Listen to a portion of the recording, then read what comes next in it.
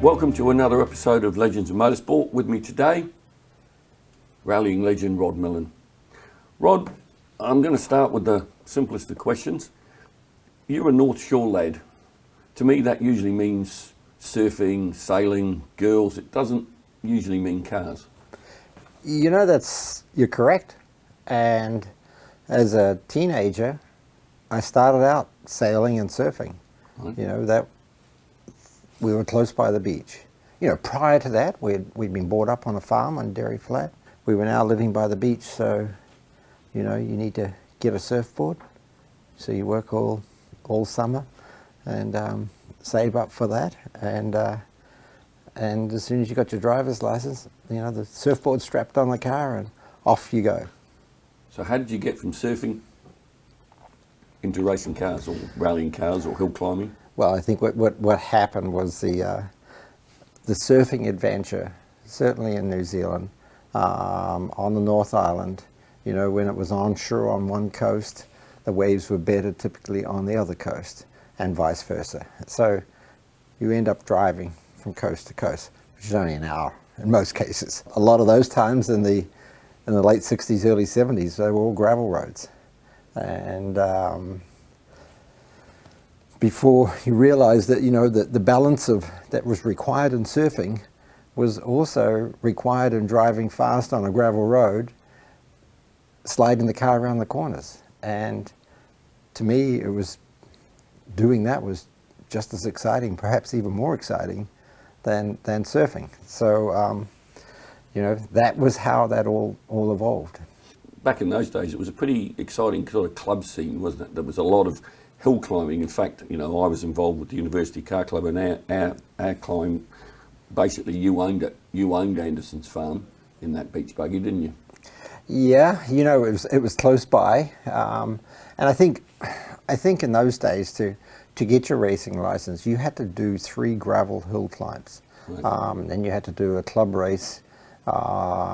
Being observed. I remember 3 stripes had to be on the back of the car. That's it. And you know, then you could go and do a national event, and I think you did 2 or 3 of those events, and then you could do an international event. But it all started out at the gravel hill climbs. That's what got me going into motorsports, and I really enjoyed it. So yes, I ventured off into these other things, but I always stayed doing the hill climbs. And you know, in the Auckland region, golly, there must have been 6 different car clubs, which I think I belonged to each one of them. And it was nothing for me to do a hill climb on a Saturday and a hill climb on a Sunday. I remember one day I did 2 different hill climbs on a Sunday and 1 on a Saturday, and 1 all 3. So you know, the old beach buggy that was built. And it's being restored. The original one, my brother-in-law is restoring. It's nearly finished right now. It's all going back to the same spec as when I raced it. Its power-to-weight ratio was great. Only had 160 horsepower, but the thing must have weighed, you know, 1,200 pounds. You know, the engine was mid-mounted, pretty crude in those days, but effective. And it worked well at hill climbs. You know, we set records everywhere, and it was just, I don't know, it was a wonderful time in motorsports, and I thoroughly enjoyed it. The beach buggy, a lot of people may not know, but you know, the Sandpacer beach buggy with the V6 in it, did that sort of set you on a path of doing your own thing, if you like, not doing what everybody else had done, you know, say like buying an Anglia or a Mini or whatever? Yeah. You wanted to do your own thing? You know, looking back on it, yes, it clearly did. And it felt by doing my own thing, you know, a lot of it was driven by cost. You know, the motor was pretty stock. Yes, it got a bit of a cam, and it got, you know, the carburetor tweaked on, and the heads planed a little bit, and it was made to go a little faster. I think we burned through 7 gearboxes on that thing. They were all production gearboxes. But I was able to go racing. You know, I could go hill climbing, I could go club racing, I could do a lot of things. We even took it to Western Springs one night, you know. So there was lots of things I could do with it. And, you know, I sold that machine in '74 to buy my rally car for $1,500. So it was not an expensive machine, but I got a lot of seat time, a lot of experience, a lot of learning that you know, that was perhaps my stepping stone to go into other things. And it was different. It made you stand out. People would have noticed you because of that car. Yeah, and perhaps I didn't realize that at the time. It was, you know, of course, you know, I had a full-time job surveying, and it was about doing as much as I could with it. And it was cheap. It was really cheap motorsports. And as I said, lots of seat time. So it got me a lot of that experience. And along the way, you know, even when I went and did some of the club races and that, I found that, you know, when the conditions, like when it rained, I was often very successful. When it was dry and fast, you know, then the sporty cars, they were faster than me, you know. So I quickly realized that, you know, I was better attuned to running on a inferior surface, and I could use the machine and myself as I was gaining more and more experience to get better results.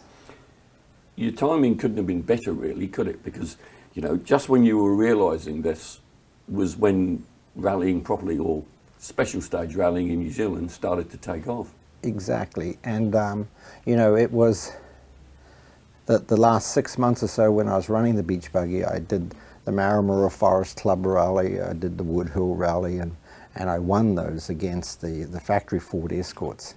And then Motorsport New Zealand came down on me like a ton of bricks and banned the machine, which, you know, at the time had me pretty disappointed.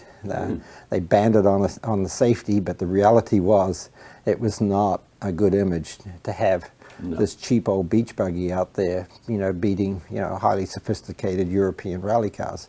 You know, before I knew it, it pushed me in a different direction. Yes, I love the rallying and that, and I could sort of see that, you know, with the right machine I could be successful, but there was no way could I afford one of those European Ford Escorts. So, what did you do? How did you solve the problem? So a good friend of mine, he just bought his wife the Mazda RX-3, and he said, let's do the 8-day Heatway Rally. Yeah. And off we went. You know, he convinced his wife that, you know, we'll bring that car back just like it was new. So off we went and put a roll cage in it and put some suspension components in it. And we went and entered the production class, started out of Christchurch. 8 days. I rolled it twice. Rolled it on the Haas Pass on snow and ice one night. Stood it up and finished the stage, even passed the 3 cars that had passed me while I was upside down, including my brother. And we ended up 5th overall against all the factory cars ahead of us and first in production class. And you could say that there gave us the recognition for certainly Mazda in New Zealand to come on board and support a full rally program in '74. Rallying was so different then. It was, looking back, you know, you talk about 8-day rallies, and the Heatway Rally of that time, you know, 5,000 kilometres in total, you know, 2,800 kilometres of special, and stages that were 160 k's long. Yeah. Just must have been a totally alien world to be in. Compared to today, but that was the norm, you know. And in the winter, you know, snow and ice, and you know, for a North Island guy who didn't have a lot of knowledge and experience on that, quickly learnt what to do and what not to do. It's funny, the other day I was just driving, and things come back to you. You know, you would race all night long, and you know, as a kid, I was always told to eat my carrots, you know, because that's good for your eyesight at night time, you know. Well, I remember racing through some of these roads at night time and the carrots rolling around on the floor underneath my feet, and these goddamn carrots are always getting in the way. But I ate my carrots all the time. And it sure paid off. Well, I don't know whether it paid off or not. I was just following some good advice, I thought. Well, it pretty much paid off, because you were New Zealand Rally Champion 75, 76, 77. That's quite an achievement, isn't it? Yeah, I was pretty thrilled about that, and you know, once again, you know, you reflect on that at the time. You know, I was not initially in '75. I was not the fastest guy, but I kept finishing. I had to finish. I couldn't afford to crash. I didn't have the budget for that. So you know, the goal was to finish, and in doing so, we won the championship, but we weren't the fastest guy. But looking back on it, I got more seat time than anybody else. And 76, we started, the car got faster. You know, we started knocking on the doors of the faster guys as well. We were sort of matching stage times, but we were still always finishing every event, won the championship that year. And in 77, we were actually faster than the other guys. Not that the machine was maybe faster, but I had more experience, more confidence and so on. And, you know, certainly in the sport of rallying, you know, that seat time, you know, hours, hundreds of hours of sitting behind the wheel, experiencing all sorts of conditions. You know, in those days, it was all secret roads. We didn't know those roads. Right. So you had to drive, you know, with a bit up your sleeve to catch it when, when you misread the corner, you know. So there was certainly great days. Did that, you know, philosophy of, because you, in those early days, you had to finish to keep, because you couldn't afford to fix the car. Do you think that that stayed with you, that finishing is important, that, you know, steady but sure wins the race? Did that stay with you? It did. For the most part, it did. You know, my big thing, I think, in those early days, it showed me how important for my career, my future career, was to win a championship. It was more important to win a championship than a particular event. So that's what I chose to do.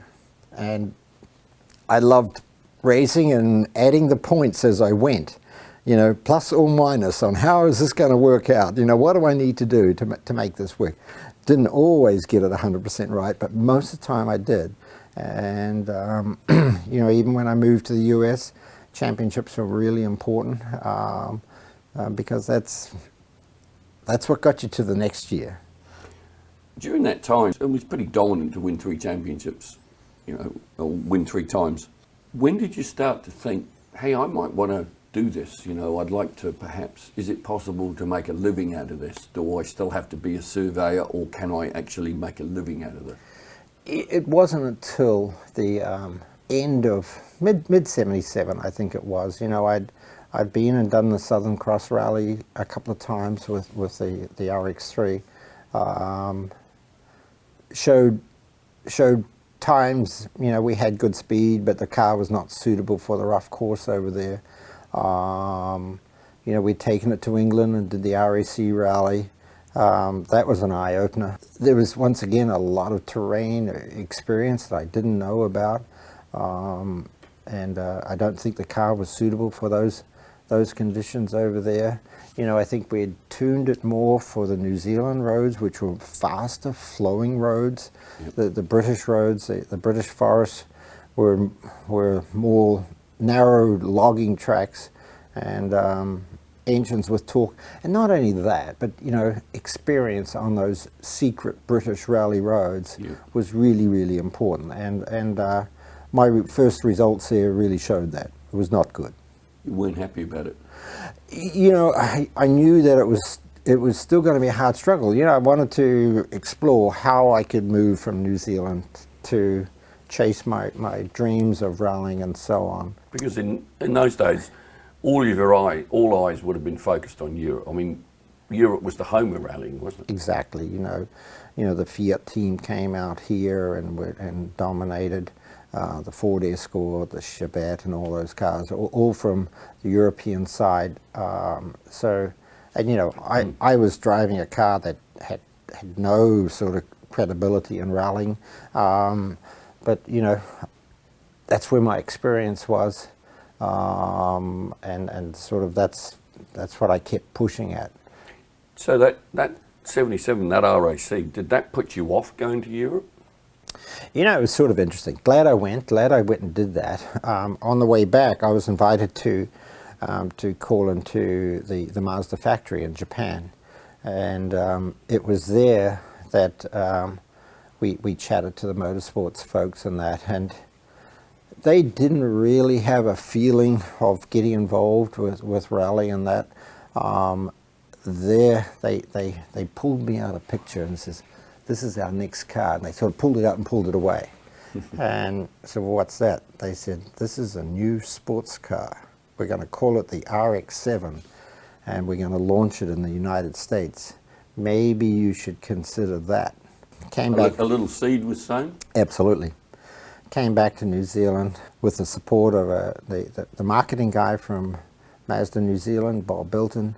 He said, absolutely, you know, let's explore on how you could go to the US. So I went there for 6 weeks and drove all over the country and met with every organizer just to try to understand what the series was all about. And of course met with the Mazda North American folks to explore that possibility.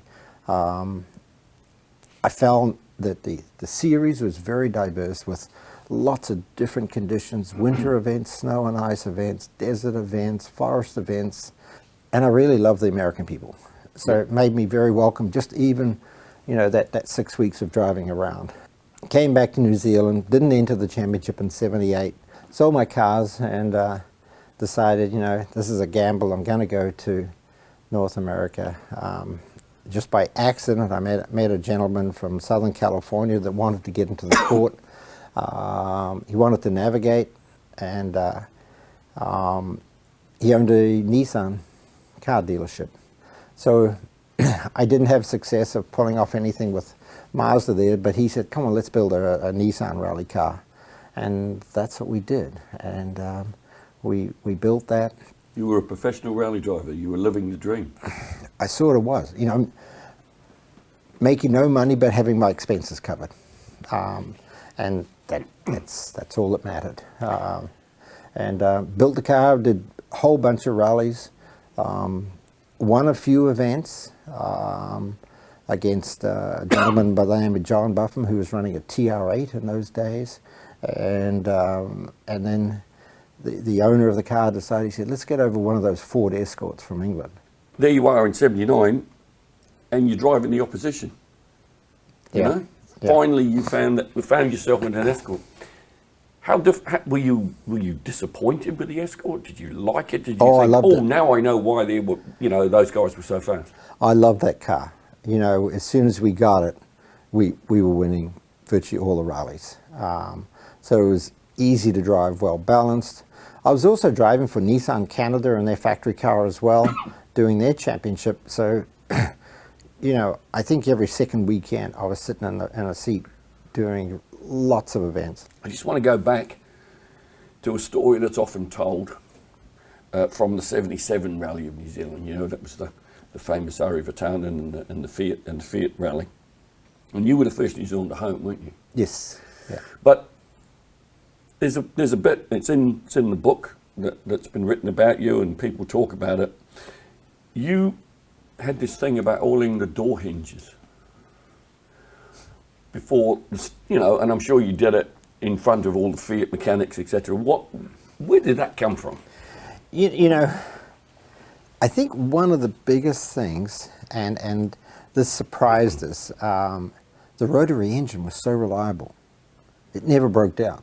You know, and there's a few basic things you had to do. You had to make sure you used the factory water radiator and oil cooler, and if you kept those temperatures under control and you didn't over rev the engine, the thing just kept running and making good power, you know. And so we didn't touch the motor.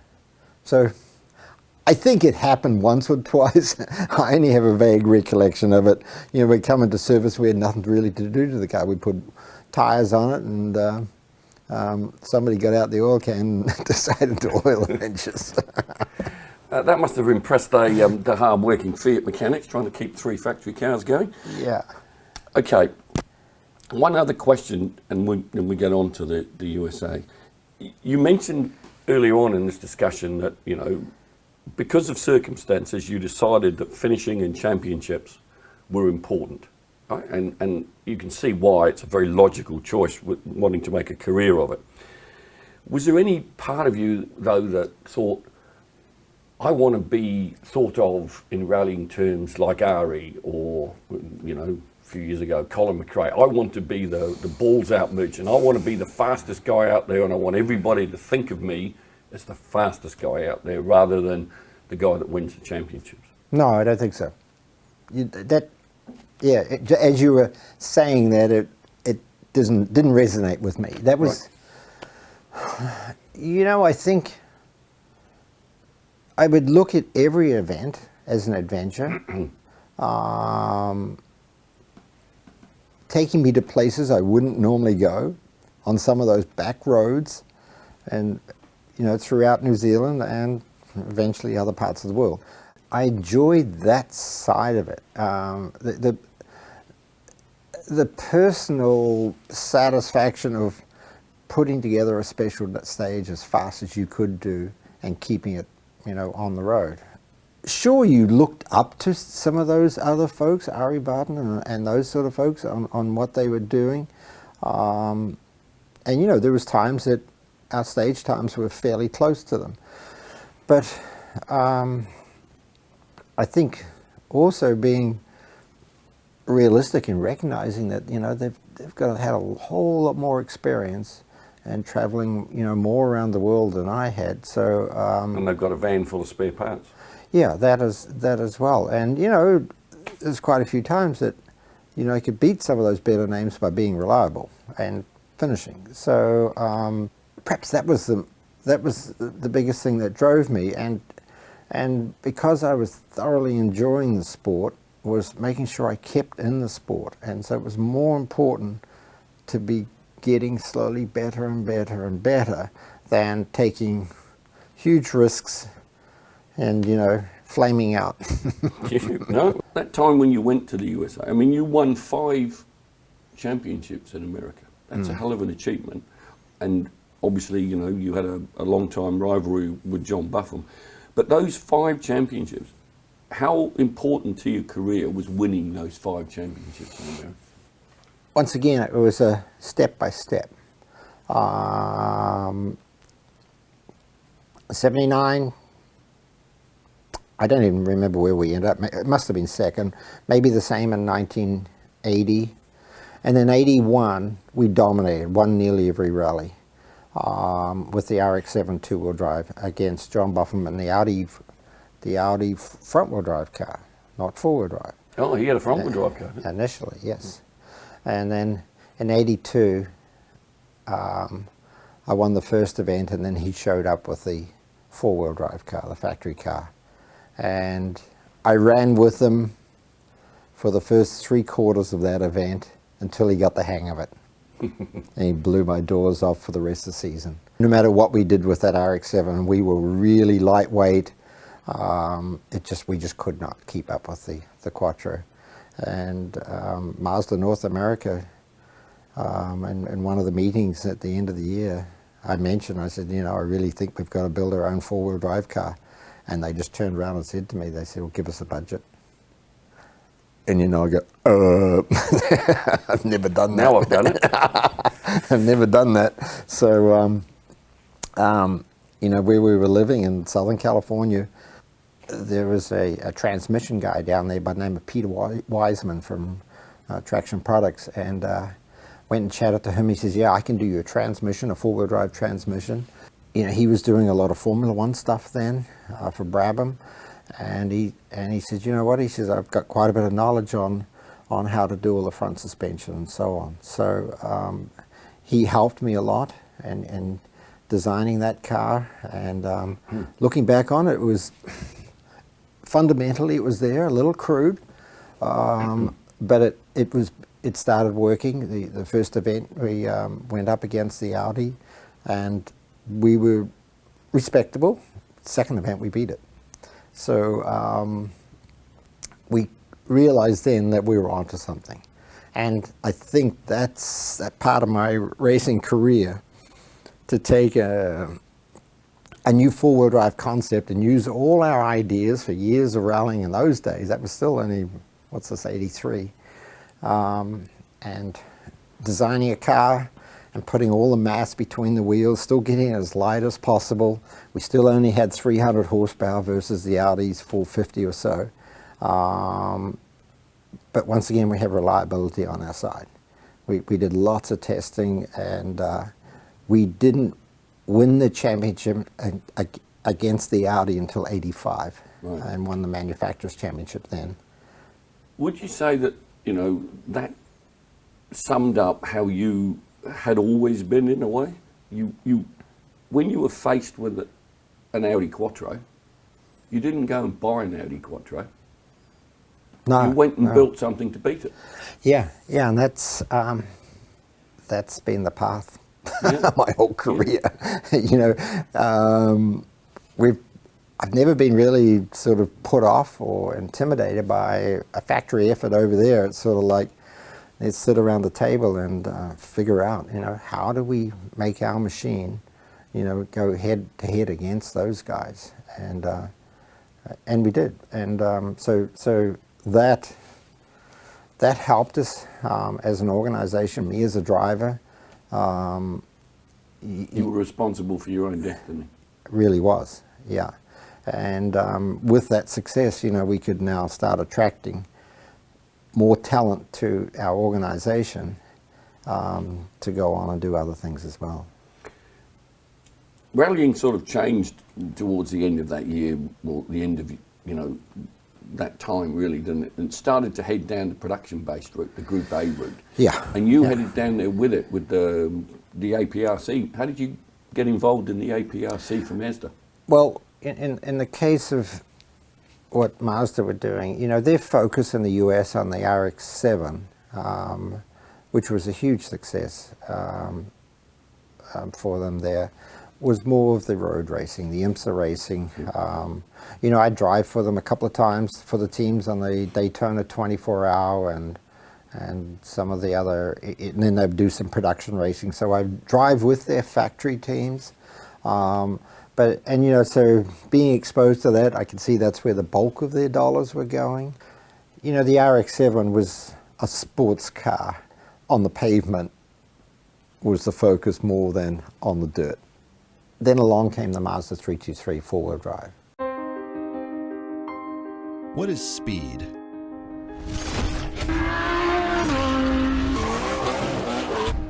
Let's agree on two things. Speed is what gets you there, faster. And speed always leaves a smile on your face. This is Speed. High-performance car care from Mothers. And that must have, you must have gone, whoa, it's Christmas. Yes and no. They came to me, they said, you know what, we need to park the RX-7. And I just built a tube frame car. We had evolved, and now I had David Bruns doing the design work. He owns Swift Formula cars, and he'd never done a rally car, but he designed me this four-wheel independent tube frame car from the ground up, and we built it, and it was fantastic. And Mazda told me to park it. So, oh dear. And so I was actually really disappointed. They said, you've got to get into this production-based car, with only, 2/3 the horsepower, and it's a whole lot heavier, it's front heavy, and we're going to promote that. So, of course, that was all part of the Group B cancellation deal and everybody going back to Group A cars. And so, I ran that. We actually won more championships in the US with that. But then they also asked me to do, I did a few selected events in Indonesia, Malaysia, and maybe 88. And then 89, they said, okay, we want you to do the whole series. So, we went about that. And over time, we learned what we needed to do with the car to make it better. It was still not one of my favorite cars, and hence I've never kept one of those. But we did win the Asia Pacific Rally Series in '89. You did. So Can't have been that bad. No, it can't have been that bad. It was quite an interesting year. We'd gone to Daytona 24-hour driving with one of the factory teams, and we'd won that. And then Mazda wanted to do Pikes Peak Hill Climb with a four-wheel steering MX-6, and we won that.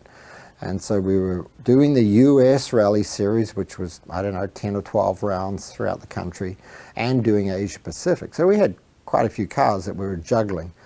We were in second place after the second to last round, and we weren't intended to go to the India round, but we had a chance of winning the championship. So we'd already shipped our cars and vans and everything, which we had 2 separate programs back from Australia and back from Malaysia. They all headed back to the US, and I had a rally to do up in Michigan, and then India was on a few days later. So fortunately, I still had 4 cars. 2 were on the water, 2 in the US. So we were able to fly one to New Delhi and go and finish. We won the US Rally Championship, and then head over to India, which was a pretty tough event, racing in the Himalayan mountains at the end Probably of summer. not rallying as we in New Zealand know it.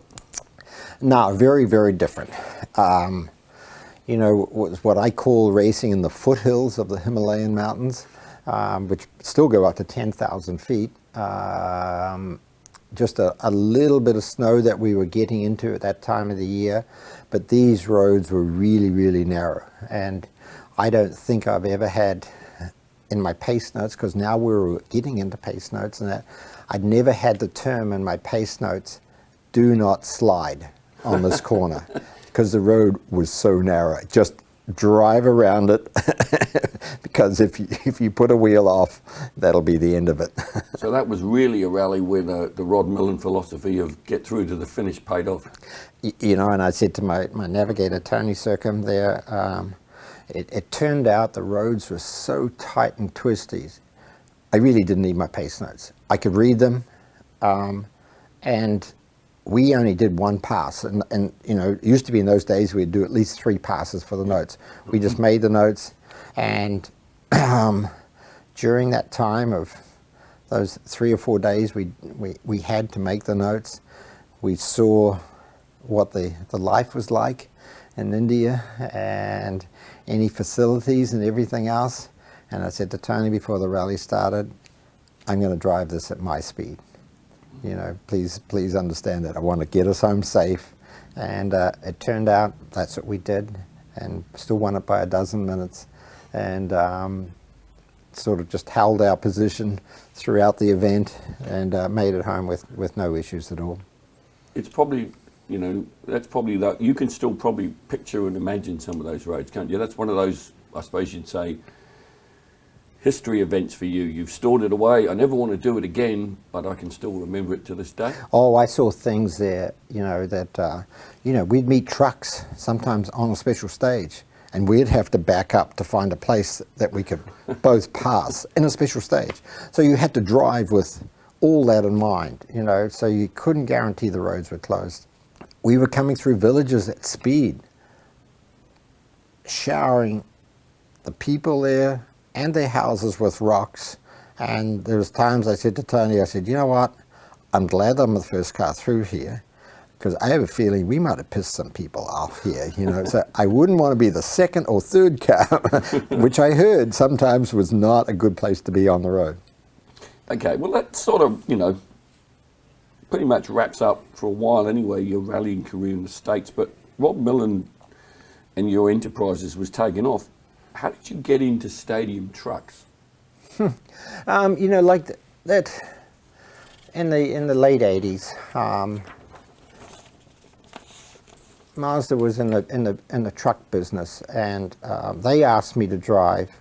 They had a team doing the Mickey Thompson off-road series, and so they asked me to come in as the 3rd driver to do just selected events, and that worked out pretty good. So you enjoyed it? I enjoyed it. I actually loved it. You know, it was at a point in my life where doing any of the Asia Pacific rounds or the World Championship rounds, you'd be gone for 3 weeks to do an event. You'd do 5,000 miles of practice before the event started, you know, just all doing your pace notes and that. The Mickey Thompson series, you'd show up early on Saturday morning, you'd have 2 rounds of practice, you'd have qualifying, and then during the night you'd have 2 heat races in a main, and you were done by 11 o'clock. The day was a long day, but it was one day and you were done. So it was nice for me to have a Sunday off, to be able to be home, you know, and you know, because I'd spent those previous few years just on the road all the time. So it was a welcome time in my life. Pikes Peak. How did your love affair, and why did your love affair with Pikes Peak start? Well, see, I'm going to say that goes right back to the beach buggy days. You know, when I was doing like the Mazda RX-3s, I wasn't doing hill climbs with those. That was all about the rally stuff. I'd moved on to the rally stuff. Right. But I used to read about Pikes Peak, even in New Zealand. You know, that it was the second oldest race in US history. So in the early, what was this, 79, when we were building our Nissan race car, I had Louis Jansa building the engine. He had a race shop in Santa Ana. And one day we went out testing in the local mountains, and he came out and watched, because he'd never built a rally car. He used to build all these big V8s for all sorts of racing and that. Yep. So he built me this little four-banger, you know. so he came out and watched as we were sliding it up the road, and he goes, "Whew, you need to go to Pikes Peak." He said, "I used to race here years ago," and he said, "These cars would look good." And I said, "Well, I've already contacted those guys," and they said, "No, they only run open wheel and stock car." Oh, he says, "Let me give them a call." So anyway, he gave them a call. It took a year for them to come back to me. Might have even been 2, and they said, "You know what? We're considering the rally class at Pikes Peak. Can you come out and give us a demonstration?" So I was coming back from a rally in Pennsylvania, and we called in, met their board of governors and that early in the morning, and so we went up on the mountain. Pikes Peak becomes a toll road at 9 o'clock every day, but you know, between 6 and 9 you can use the road for any private testing, which I didn't really know much about it then. So one of the officials jumped in the car with me. They said, "We'll just run halfway, and you know, we'd like to see how these rally cars are on this road." Of course, all gravel road, nice big wide road, perfect for a rally car, perfect for a rally driver, you know, nice and slippery, and you just flow the car through the corners. Easy to read. Easy to read. I'd never been up it, so we did a run to the halfway point and came down, and everybody's shaking their heads. They said, "That was great." And they said the time, which I didn't know, I was being timed at the time, put you in the middle of the stock car pack for qualifying on your first run. So they said, "We are now going to like to invite the rally class for Pikes Peak." So it was pretty cool that I was sort of part of all that initiation. You got the boys there, didn't you? Yeah, that got that going there. So interesting enough, all throughout pretty much all throughout the 80s, that was never part of my rally contract, but I decided I wanted to go and do that event. So I'd take my kids and that, and off we would go there, and we would do that event every year. Earlier on, we had Graham Crosby in the studio, and we were talking to Graham about, I suppose you'd say, the motorcyclist's holy grail, the Isle of Man. For you, Pikes Peak is like that for you. It's the holy grail, isn't it? What makes it so special? You know, I think the uniqueness was it was sort of man and the machine, not man and the rule book. Okay. The rules were the safety rules, Mm-hmm. which was 1 page, and it was the rally class, the second paragraph. You know, you roll cages and harnesses and things like that. So once again, it was attractive to me, because now you can freely build a machine to go as fast as you want. The limitation was traction, because it was a gravel road. So You knew about that because you've been playing around with four-wheel drive. we'd been playing around with four-wheel drive. You know, the first time we went there, of course, the first couple of years was a two-wheel drive car, but that was okay. And then along came our four-wheel drive, and then that car got a turbocharged engine, and you know, so it just went on and on and on. And I knew we would sit down, you know, at the workshop and figure out what's it going to take, you know, to try to win this event. You know, the Europeans started recognizing it. The Peugeot team would come, the Audi team would come, you know, and everybody from Michel Mouton to Walter Rall and Ari Vatanen, you know, Ewa Kankinen, all these guys had all been racing there, and the teams were spending lots and lots of money. Yet we would still say, well, what's it going to take to beat those guys? So it was during my Mickey Thompson off-road racing. I was driving for the Mazda team and never doing a full season, but nearly winning the championship only by doing 2/3 of the rounds, that I got asked to drive for Toyota. Rally was still my passion, so I ended up turning them down. They hired Robbie Gordon, and then the following year they asked me again. I still couldn't do it. I still was doing Asia Pacific. So I ended up doing a few events with the Ford team on the Mickey Thompson series, sharing the drive with Robbie Gordon. And then in the third year, they said, okay, last chance, you're going to come and drive for us. I said, yep, I'll drive for you. So pretty interesting year. I did the Asia Pacific series for Mazda, the off-road stadium series for Toyota. So we were able to make sure that, I had the right bags and right clothing to wear, different markets, so that was all fine. But it was during that year that the IMSA series was changing. They'd been running the 4-cylinder turbocharged engines with Dan Gurney, and that series was wrapping up, and TRD, Toyota Racing Development, had 50 of those engines left over. Ooh. And they came to me and said, you know what do you think about Pikes Peak? We can make the engines available. And, and qualifying trim, these things are over 1,000 horsepower.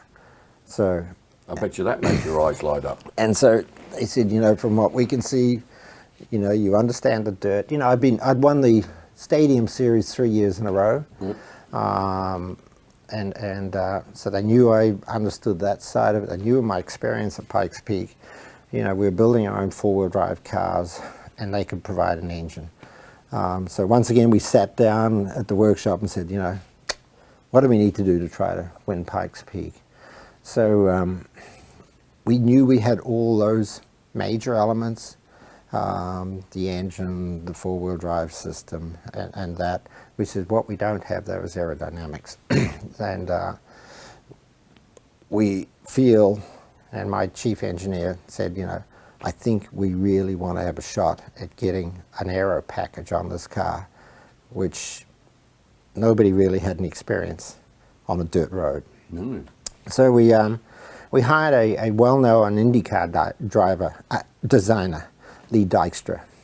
He'd built quite a few Indy cars, had a lot of experience, even at Pikes Peak as well, and open wheel cars. And he also had a professor from San Diego University who was an aeronautical guy. Mm-hmm. So he had all the aero knowledge. So between all the engineers working together, they designed a machine that based around the Toyota Celica frame, body style, which was an all carbon body. It was, there was nothing really Toyota left in it. And we went and tested it. We went to El Mirage Dry Lake. In those days we didn't have the funding to build a model to do all the scale testing and everything and that. So we built the full-size car and we took it to El Mirage Dry Lake, just up in the high desert out of LA. And we did lots of passes at 100 miles an hour and changing the car and measuring downforce. And it was pretty spectacular in terms of the numbers. At 100 miles per hour, it created 2,000 pounds of downforce. And so with lots of instrumentation on all the suspension points, and the team all had their, even in those days, this is 94, they had all their laptops up there measuring everything, which, the car weighed 2,000 pounds. So for all intents and purposes, it could drive on the ceiling upside down, it could suck itself up. And this is still a dirt car. So, this much ground clearance, which we knew being Pikes Peak was so smooth, we could afford to run it, down low. We spent days early in the morning because the wind would come up and all our data would go bad. We days testing early in the morning to find out what we needed to do to change the center of pressure. We knew we could get downforce, but now we wanted to balance it. So we did it all in a straight line. Mm-hmm. And so we could move the center of pressure on the car. Once again, I just loved working with the engineers, and learning. I was now just a driver, but I was just learning something whole area of expertise I'd never been, exposed to before. So out of it all came down. They said, okay, we've got all this downforce now. We've got the horsepower, we've got the traction. BF Goodrich came on board. They built me a special tire. They said, but now you can't drive it the way you used to drive. You can't drive it like a rally car. The way the aero is going to work on this car is we know you're going to slide a little bit through the corners, but anything more than 15 degrees, thereabouts, and you're going to start losing downforce. So you've got to be very neat and tidy and keep the car as straight as possible, because the air coming underneath, if you get it on a big slip angle, it's just not going to load the venturis underneath, which provided the downforce to the center of the car. Then we rented the mountain. Off we went to the mountain there several weeks before the race. And once again, we would test every morning, and lots of different tires and testing, and just collecting lots of data. And it was fabulous for me as a driver. I could just come down at the end of a test run and just tell the team, what was happening at slow speed, high speed, and everything. And they had all that data from all the dry lake testing of what to do to make the changes. And it turned out what I wanted the car to rotate like my rally car. On the hairpin corners, I could flick it in there and rotate it around, which they said, it's okay, because low speed, you're not going to get any downforce at any rate. But then on the high stuff, they said, it's got to be straight. So it turned out I'd wanted oversteering on the slow speed corners, and then on the high speed corners, I wanted understeering. So that way, it would just keep it. And they could give that car to you? And they did. They finally got me set up like that. And you could say visually watching that car was a bit boring to watch, but come race day, we took 39 seconds off Ari Vartman's record, and that record stood for 13 years. And it was only broken when the road became paved. So it's a fun time. So, you asked me about Pikes Peak. Yes, it was a special place that we were able to push all our knowledge, experience of all our racing programs that we'd done for years, and perhaps put all that into that one particular event. The second oldest race in US history. It's been around for over 100 years now. And build a machine and test and develop it and drive it and do something special. It's funny, I just picked up on listening to you here. You use the word, we built a machine. You don't say we built a car. No, it is a machine.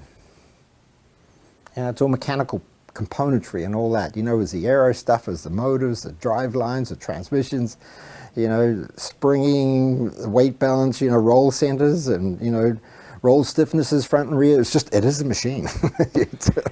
By that stage, you've pretty much come a long way from the beach buggy, that's for sure. Yeah.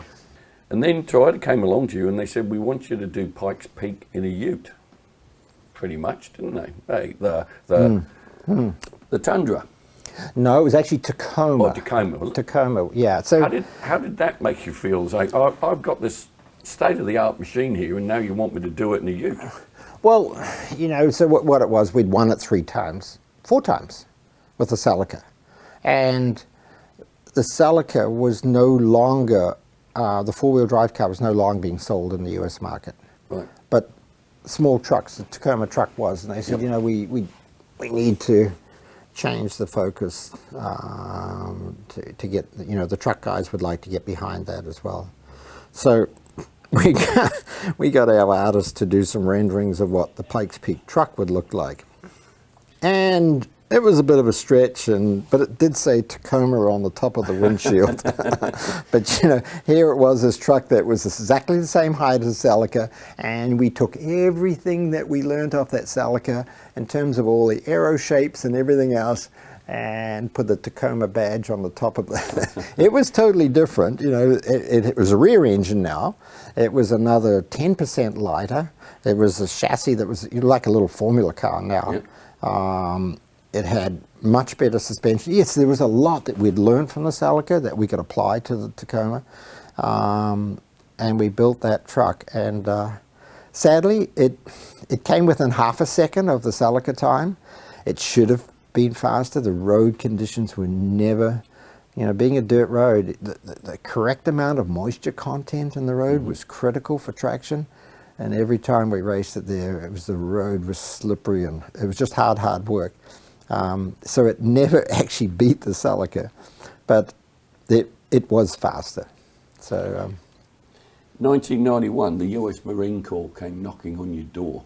How did that make you feel? That's, you know, that's a long way from Mairangi Bay to have the US Marine Corps knocking on your door. we were busy doing Asia Pacific and Pikes Peak and I'm sure there was some other stuff. Oh, we're doing some concept cars and that as well. The company was growing. You were doing the entertainment side of it, though. Yeah. The company was growing, and it didn't sound that interesting. But then when they said, "No, you guys are well suited," we've looked at, other organisations that where their experience lies. We've gone to some of the off-road teams, and they build V8 trucks that go really fast through the desert. And you guys do rally cars and trucks, and perhaps you have an understanding of all this stuff. And so we want to come to you with a vehicle that hasn't been built yet and work with your engineers to help design a vehicle that has much more mobility than what they currently have, is going to fit inside the CH-46 Osprey helicopter. And then the V-22, the vertical takeoff aircraft.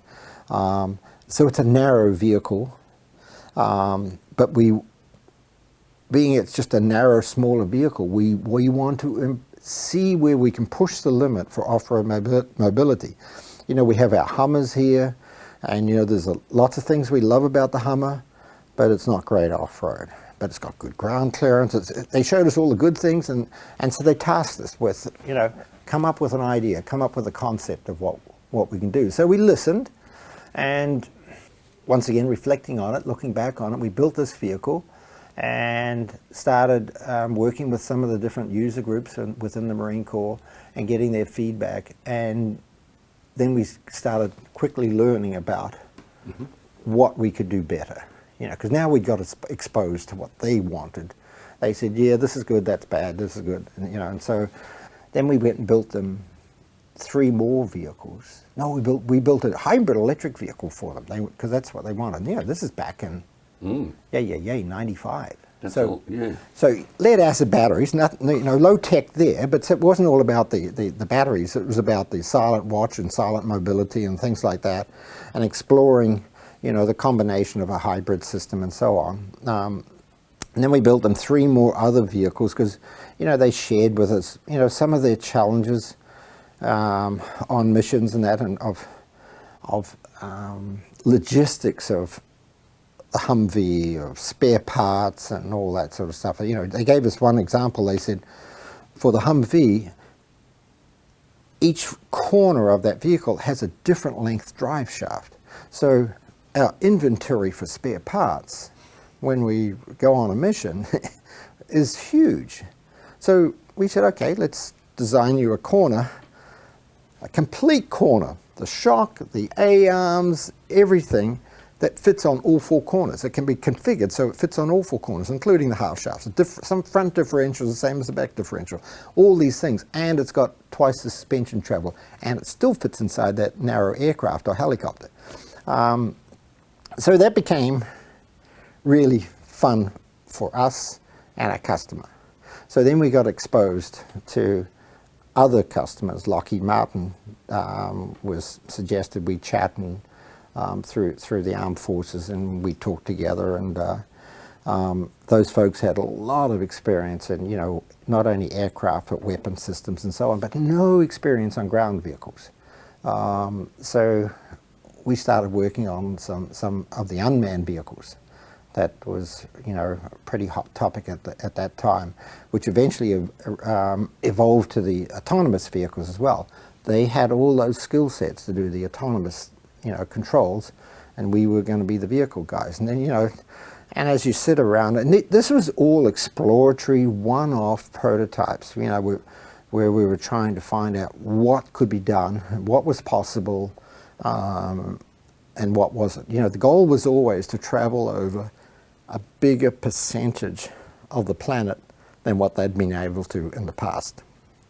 And some of it was silent watch, different size vehicles, especially when you take a man out of the system, a man out of the vehicle, you totally design that vehicle different now. And can that vehicle, can it roll over and continue on? Can it run upside down? We did one of those as well.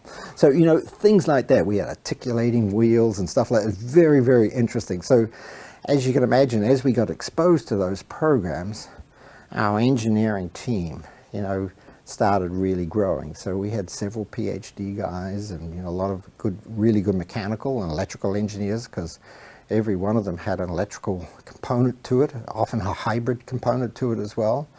And we had articulating arms with wheels on the ends with electric motors driving them. And it's a long way away from an RX3 rally car, really. Yeah, a long way, a long way. Okay, let's, again, take a little bit of a turn. Your business is obviously going very, very well, and you're doing these amazing, interesting projects, which, every morning you must have woken up and thought, I can't wait to get to work to see exactly. what's ahead of me. Now, let's go back a little bit and let's say, well, okay, at this stage, your two oldest sons are in the States, and they're both racing, and your racing now is perhaps not as serious. You're racing against your sons. How does that feel?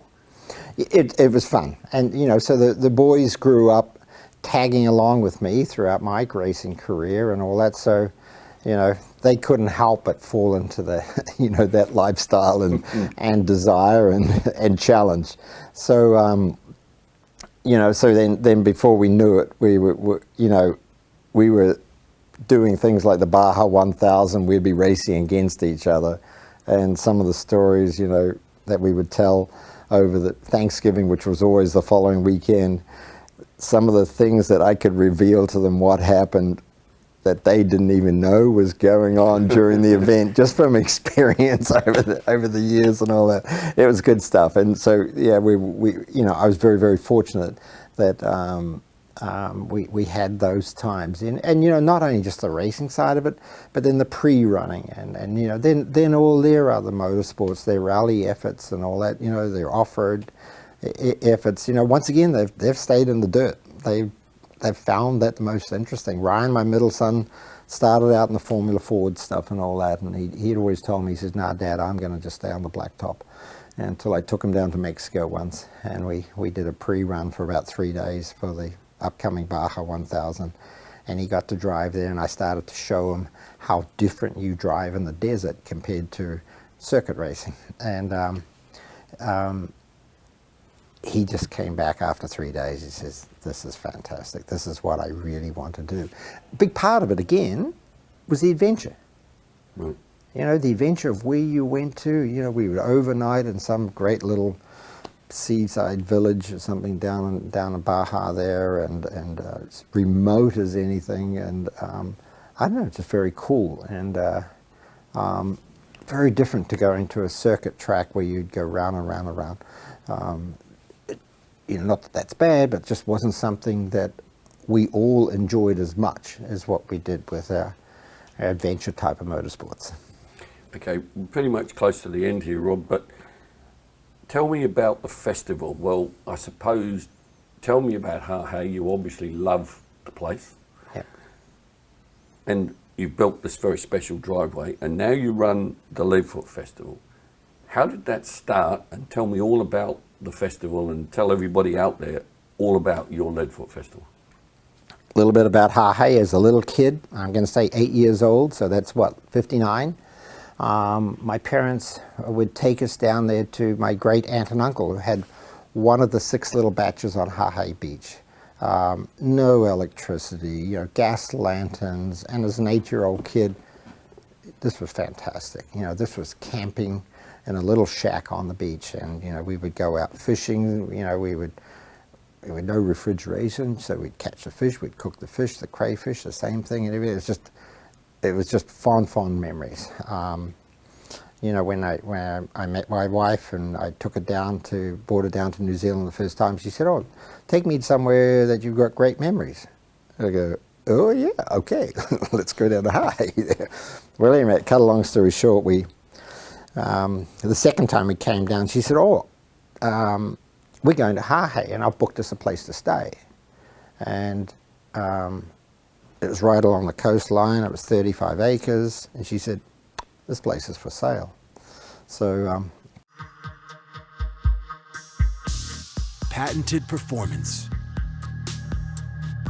unmatched shine, drill-powered ease, 360-degree coverage, where simplicity meets perfection. The new shape of shine. Experience it with the all-new Mother's Power Cone 360 Precision Polisher.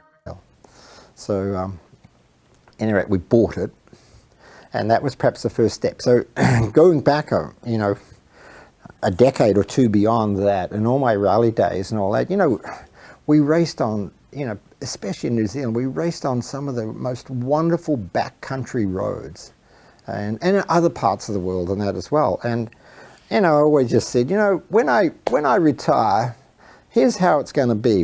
I'm going to have this house, and the house is going to be nice, but the road, the driveway is going to have bits and pieces of all the roads I love. And honey, when I come home from work, you know, you're going to meet me at the gate with a beer, and I'm going to drive up the road. You might even have my helmet and gloves there and all that as well, fast up to the house. Maybe I have the beer when I get to the house. Yeah, I forget, something like that. And this is what I'd love to have. And we would just joke about it, you know. So in the early 2000s, I got a call or a letter from Lord March. He says, Goodwood Festival, you know, we'd love you to bring your Pikes Peak car there. You know, this is a hill climb as well.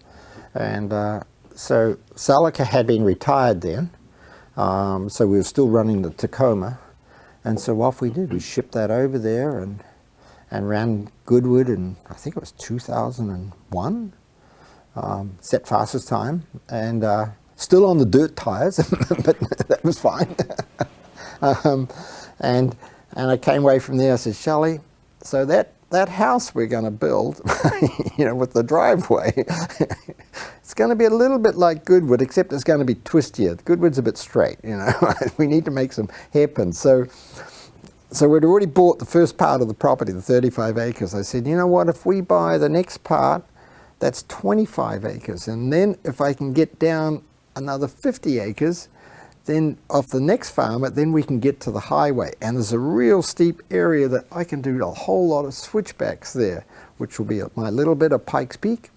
And then we'll have a tree section there that's a little bit like your traditional forest rally. And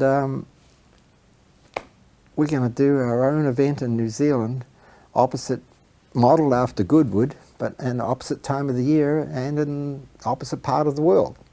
So we set about doing it. Right about that time, or just after we decided to do it, I already had the gravel road built, we had all the land purchased and that, so we had 6 different pieces we had to get to make this original 35 acres good enough. So it's now 150 acres. Along came a political change in the US scene, which I could see was going to be quite detrimental to our business, certainly all our defense business, which, you know, I decided that I had an offer from one of our customers, Textron, to acquire us, and I'd been pushing them back for over a year. We were still doing lots of work for them, but they knew our business well. They often had their people in our business every day as we worked on different projects with them, and as I saw this whole political change in the U.S. defense system and so on, you know, Shelley and I said one night, you know, don't want to sell because I absolutely love the business. I love all the people that we've surrounded ourselves and all their creativity and all the different, we were 20-something different programs we were working on, you know, including, you know, Disney stuff and so on. I said, but you know what? If things change the way we think they're going to change, you know, that's going to be a huge impact to the company. I think we should take the offer we have and maybe go into a different part of our lives. And we did. So that forced me then, not forced me, but that said to myself, you know, now maybe we can do this hill climb in New Zealand. And that's what we'll call retirement. And that's where the Leadfoot Festival was born. Okay. There'll be viewers out there that don't know much about it. What is the Leadfoot Festival? What can they expect when they turn up in Hahei? Leadfoot Festival is having all different disciplines of motorsport all at one event. Okay. We're never going to do a 500-mile race. It's a hill climb. Right. So we're going to be one pass up the hill for each car, you know, in succession. We're going to have old Formula cars. We're going to have off-road cars. We're going to have drifting cars. We're going to have rally cars. You know, circuit racing cars, and the whole goal is to have significantly important vehicles and the drivers, or we try to match up well-known drivers and put them in other cars and that as well. So it's a chance to see these different unique vehicles. Some of them are outlawed and don't race anymore, or can't find a series to race in. But you know, as we've heard with, there's a lot of New Zealand guys and guys all around the world that collect these old cars. They're passionate about these cars. And, you know, they can bring them to an event like Leadfoot, and they'll only race them 6 miles all weekend. But, you know, they get a chance to run them at speed. And our guests that come to the event, it'll remind them of times gone by, you know, the sights and sounds and smells and all that of these old cars, and what it was like, and, you know, bringing back some of that history of motorsports that, you know, isn't out there in a current motorsport event right now. Not to say that that's wrong or anything, but this is a celebration of a lot of the old guys and girls, and the old machinery in that as well. Rob Millen, you've been a fantastic guest here on Legends, so thank you very much for your time. Good luck with your new ventures, and if you got a chance, fellas, get down to Leadfoot. Yes, it's February 8th and 9th, 2020. Thank you very much, Rod. Thanks for your time. Thank you.